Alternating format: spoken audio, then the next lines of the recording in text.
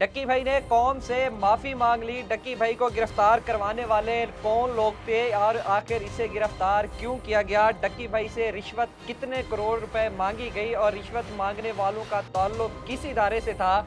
दौरान तफ्तीश डक्की भाई की मुलाकात बिग बिरादर से हुई और आखिरकार ये बिग बिरादर हैं कौन? इनके बारे में मुकम्मल तफसीलात जो है डक्की भाई ने अपने 52 मिनट व्लॉग में दे दिए और आखिरकार उन्होंने खामोशी तोड़ी और इस व्लॉग में अपनी तमाम तर हकीकत जो कि पिछले 3 माह के दौरान उसके ऊपर गुजरी, ये तमाम राज फाश कर दिए। मामला कुछ यूँ है कि डक्की भाई ने व्लॉग किया, व्लॉग में सबसे पहले कौम से माफ़ी मांगी और बात का आगाज़ यहाँ से किया कि 16 अगस्त को जब वो अपनी बीवी के हमरा लाहौर एयरपोर्ट पर पहुँचे और वो मलेशिया के लिए जा रहे थे, वहाँ पर एक इवेंट था और इस इवेंट के दौरान उन्होंने हर मुल्क से तकरीबन 2 व्लॉगर मंगवाए हुए थे।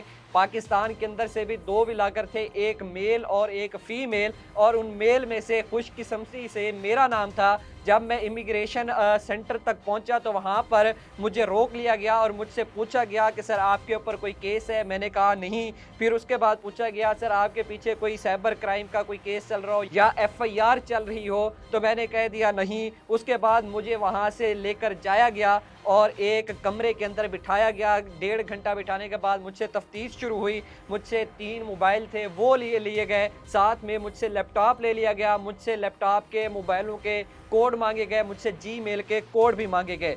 उसके बाद वो बताते हैं कि वहाँ पर मामला कुछ यूँ हुआ कि थोड़ी देर बाद लाहौर एयरपोर्ट पर एनसीसीआई की एक टीम आती है जो मुझे हथकड़ी लगाकर गिरफ्तार करके चली जाती है और फिर उसके बाद मुझे वहाँ के डिप्टी डायरेक्टर सरफराज चौधरी के सामने बिठा दिया जाता है और वो मुझसे एक सवाल पूछते हैं कि कौन कौन सी ऐप के लिए आप किस कंट्री के हेड हैं, और इस हवाले से मुझसे सवाल पूछा गया। जब मैंने बताया कि मैं किसी भी ऐप या ऐप की प्रमोशन के हवाले से किसी भी कंट्री का हेड नहीं हूं, तो वहीं पर डिप्टी डायरेक्टर सरफराज चौधरी साहब मुझे थप्पड़ मारते हैं, मुझे मऊ बहनों की गालियां देते हैं और साथ में थोड़ी देर बाद एक छोटे बच्चे को कॉल करते हैं, वीडियो कॉल करते हैं। उससे पूछते हैं कि क्या आप इस बंदे को जानते हो? तो वो बच्चा कहते हैं कि जी मैं जानता हूं, ये डक्की भाई हैं। और उस बच्चे को भी कहते हैं कि इस बंदे को गालियां निकालो, डक्की को गालियां निकालो। और वो बच्चा मुझे गालियां निकालता था और दोबारा ये शख्स सरफराज चौधरी साहब उस बच्चे को कहते थे कि दोबारा से गालियां निकालो, और वो इसे गालियां निकालता रहा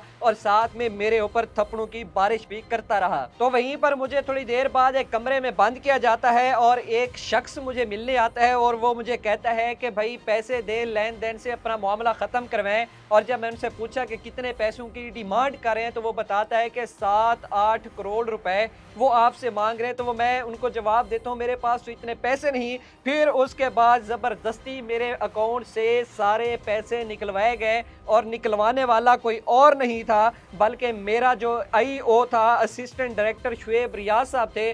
उन्होंने मेरे अकाउंट से पैसे निकलवाए जो कि 9 करोड़ रुपए मालियत के थे। पाकिस्तानी रकम 9 करोड़ रुपए थी और इन्होंने ये पैसे किसी नैब के अकाउंट में नहीं, किसी और इदारे के अकाउंट में नहीं करवाए, बल्कि ये पैसे उन्होंने अपने ही ज़ाती अकाउंट में ये पैसे भिजवाए जो कि 9 करोड़ रुपए थे।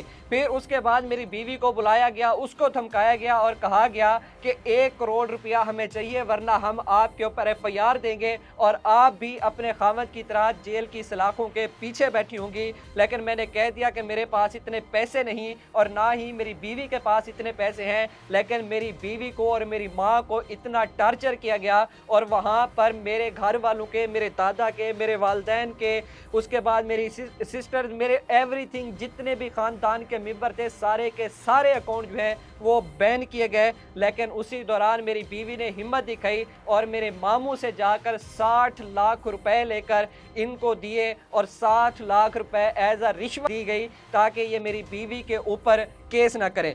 फिर इसी दौरान उस हवालात के अंदर जो कि तकरीबन इनको 22-23 दिन गुजर चुके थे रिमांड के, एक बिग बिरादर जो है वो मिलने आते हैं। डक्की भाई ने इनका जिक्र किया बिग बिरादर के नाम से, ये नहीं बताया कि ये बंदा कौन है, लेकिन बिग बिरादर के नाम से उनका नाम लिया। कहते हैं कि वो मुझसे पूछा कि हाँ जी, क्या मामलात चल रहे हैं, कोई पैसों की डिमांड तो नहीं हुई। लेकिन मैं कहता हूँ कि मैं उसको नहीं जानता, तो इसलिए मैंने उससे कहा कि नहीं, मुझसे कोई पैसों की डिमांड नहीं की गई। वही बंदा फिर कुछ देर बैठने के बाद वहाँ से चला जाता है। फिर उसके बाद दोबारा से मेरी फैमिली को बुलाया जाता है और सरफराज चौधरी साहब जो है मेरी बीवी को कहते हैं कि आपके ऊपर हमने 4 पर्चे करवाने, ये पूरी मैंने लिस्ट बना रखी है। आप ऐसा करें, 1.5 करोड़ रुपए दे दें मुझे, मैं आपसे या मेरी आपसे कोई लड़ाई नहीं होगी, मैं आपके ऊपर केस जो है वो नहीं करूँगा। यहीं पर दोबारा से ये मामला दोबारा सरगर्म हो जाता है और मैं अपने घर वालों को कहता हूँ कि किसी किस्म का आपने कोई इनको पैसे नहीं देने। थोड़े दिन गुज़रते हैं, फिर बिग बिरादर जो हैं वो दोबारा से आ जाते हैं और मुझसे पूछते हैं कि कोई पैसे-शैसे तो नहीं लिए इन्होंने या कोई ज़ुल्म ज़्यादती की गई हो। मैं अब इस वक़्त इतना थक चुका था, मेंटली टॉर्चर हो चुका था और मैं इनको बताता हूँ कि तकरीबन 60 लाख रुपए एज़ अ रिश्वत के तौर पर मुझसे लिए गए और 9 करोड़ रुपए मेरे अकाउंट से, जो मुख्तलिफ अकाउंट थे, वहाँ से निकाले गए और मेरे सामने निकाले गए। मुझे इसकी कोई रसीद नहीं दी गई, आखिर ये पैसे गए कहाँ? लेकिन मैं इतना जानता हूँ, ये पैसे शुएब रियाज़ के पर्सनल अकाउंट में गए, फिर उसके बाद जो बड़े-बड़े लोग बैठे हैं उनके अकाउंट्स में भी गए। इसी दौरान डक्की भाई उस शख्स को बताते हैं कि ये मुझे कहते हैं कि मेरे पीछे एमआई लगी हुई है, वो हमसे पैसों की डिमांड कर रहे हैं। तो ये बिग बिरादर कहते हैं कि मैं उसी इदारे से आया बैठा हूँ जिसका ये आपको बताकर आपसे रिश्वत मांग रहे हैं, आपसे पैसे वसूल कर रहे हैं।